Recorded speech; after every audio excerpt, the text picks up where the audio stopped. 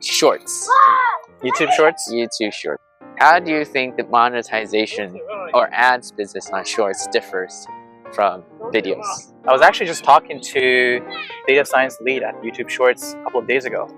I was asking a very similar question. I was like, hey, you know, the long form videos, people watch ads and people are okay with it because if you watch a 10-minute video and you saw like a 10-second ad, it's okay. But what if most of the short form videos only have like 20 seconds or 10 seconds? How can you show ads to people, given that ads is like the most important monetization method?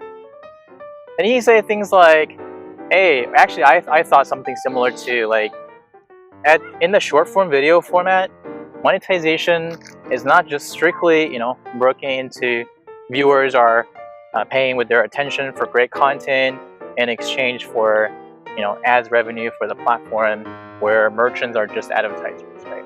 In short form videos, advertisers are also creators. Okay. Advertisers launch short form videos that are very attractive, attention driven, and with a lot of creativity. That's how ads kind of survive in the short form video age. And that's how shorts monetize themselves, which is to really encourage creativity. Because I'm also a user of TikTok. I saw a lot of great ads on TikTok, and I don't swipe them away because they're actually creative. They're actually good creators. I think, yeah, the major way for shorts to monetize is to encourage creativity. And secondly, of course, people love to buy things. People love shopping. So e-commerce is always a good opportunity for monetization. It could be, you know, concrete products, or it could be an online course. It could be anything. It could be a virtual product. It could be an NFT if you want. I think there are loads of ways to monetize. It just takes time. Okay, say if I sell a bottle of water, and in the old world, I would make one ad, and then I tell Google, hey, I'm paying you $20,000, and then I'm aiming to get 10,000 impressions, some shit like that. And then, you know, you maybe charge me more if I get click-throughs. Now, in a short form world, I need to hire a content creator that creates content, funny content, around this bottle of water, and then I pay YouTube Shorts how much? Like, how does that work? Yeah, basically, we would sign some kind of deals with advertisers and encourage them to launch ads short form videos. And if viewers actually did not swipe away and clicked on that short form video, we're going to navigate them to another external URL that is the merchant website. So basically, this bottle of water will be attached with a link or domain on the short form video homepage. And if people actually clicked on it, and boom, the deal is done. Oh, interesting.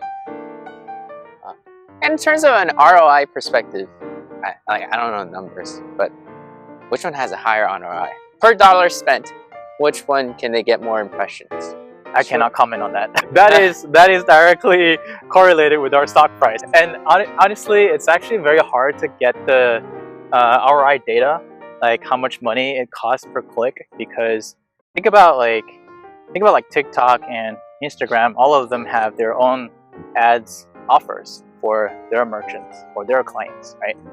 And if they know how much Google is charging or how much Google is gaining, it's actually bad for these platforms, but it's good for the advertisers. Another question: if I am a merchant, like, how do I decide which platform is better for my product to be advertised on?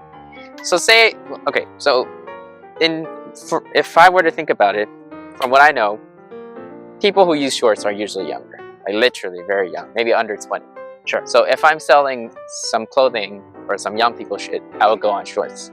But if I'm selling some, I don't know, some mountain gear, I probably prefer YouTube video ads. Is that the way to think about it? How do you think about it? I think that's a good point, which is, what is the what kind of target audience are for long format videos, which we call it VOD, meaning videos on demand, versus short form videos, which we call shorts, right? Right now, it seems like more viral videos tend to get, you know, spread out super easily on shorts. because of its accessibility and its short nature of being short. It's just easy to spread out, right?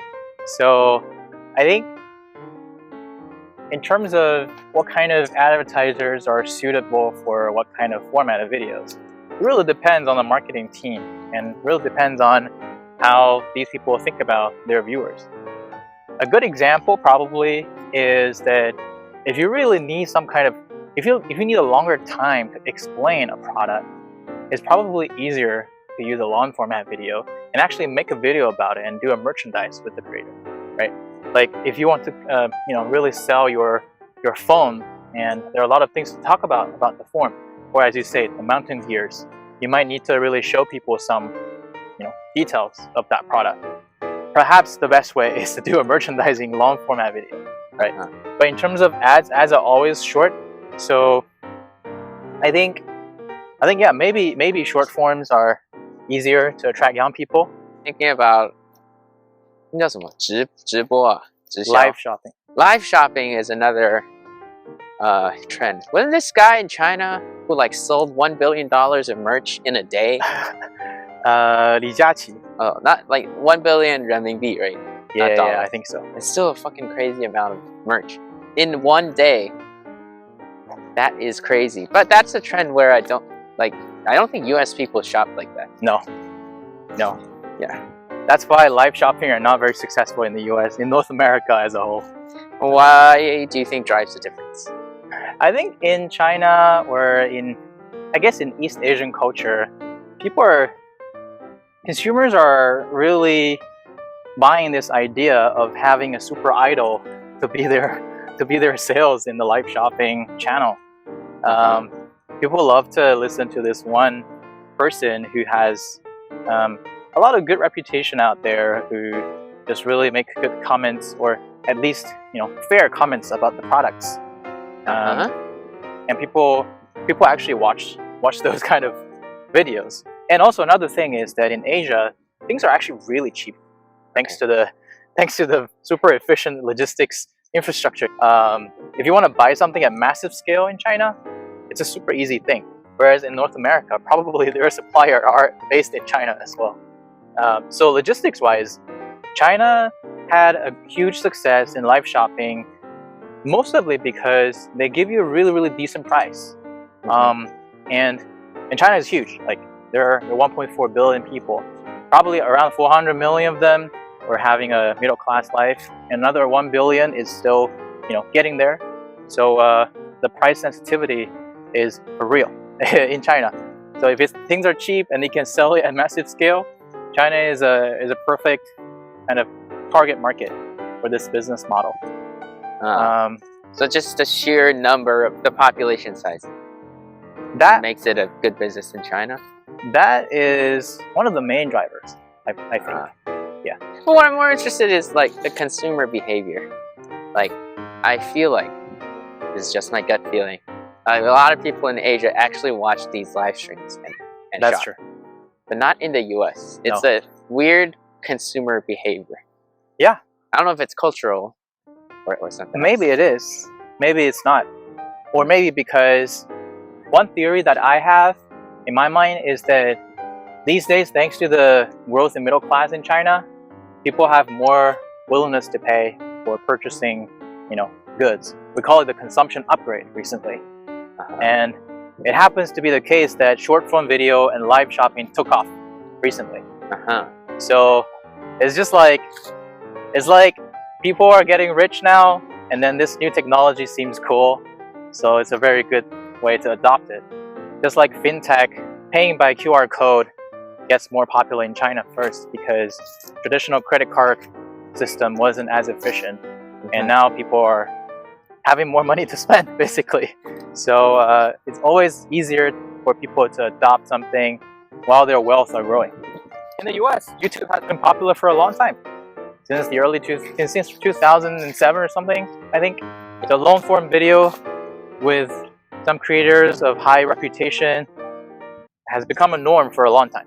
Like the merchandising system worked, pretty maturely on YouTube long form videos. If people want to do video shopping, They watch Marcus Brownlee's videos to check out on the phone or a Tesla, right? Yeah. Marquise Brownlee, his video quality, crazy high. It's crazy. You want to hit the toilet?